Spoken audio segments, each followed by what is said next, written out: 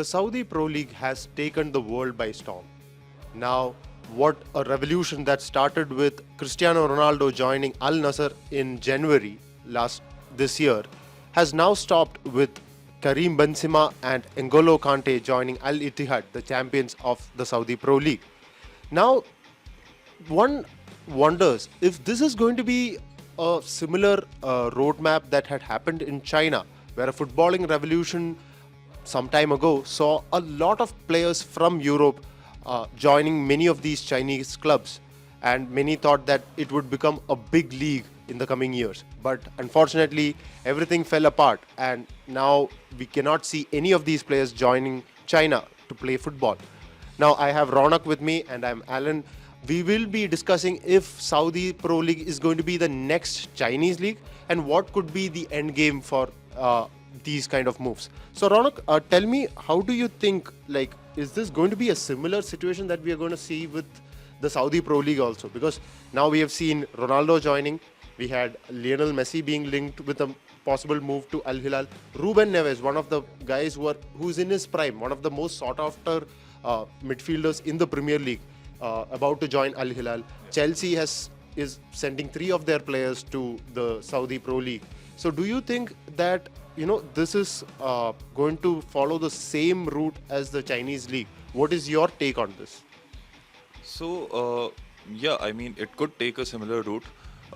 When the whole Chinese evolution happened, players like Oscar, Ramirez, Jackson Martinez, Hulk, Axel Witsel, all these top-tier European pedigree players went to China mostly because they wanted more money and they wanted a sense of financial security that could not be provided by European clubs, because you have to remember, even these players were not like the creme de la creme. They weren't Messi's or Ronaldo's or Hazard's or Neymar's. They were just like a tier below. You can just a tier below, like Oscar, Jackson Martinez, Hulk. All these guys were great players, good top tier players, but not the best players that could be paid the best amount of money in Europe. So they chose the next best option, which is to go to China.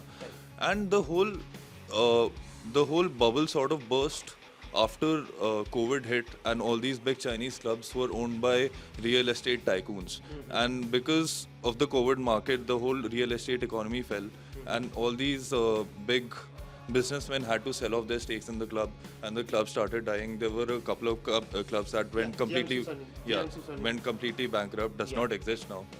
So, I mean, this kind of a situation is unlikely to happen in Saudi Arabia, given the amount of money flow that they currently have.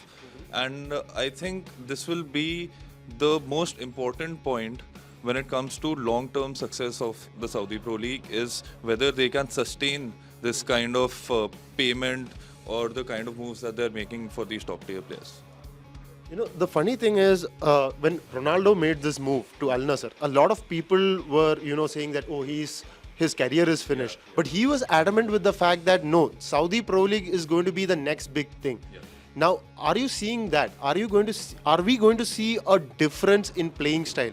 Probably that one that could rival, one of the top leagues in Europe. Let's say the Premier League. Obviously, the Premier League is up top. The La Liga might come in second.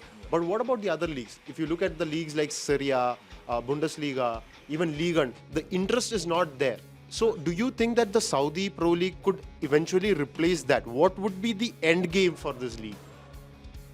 I mean, it'll be a long road for for the Saudi Pro League to replace a Serie A or a Bundesliga.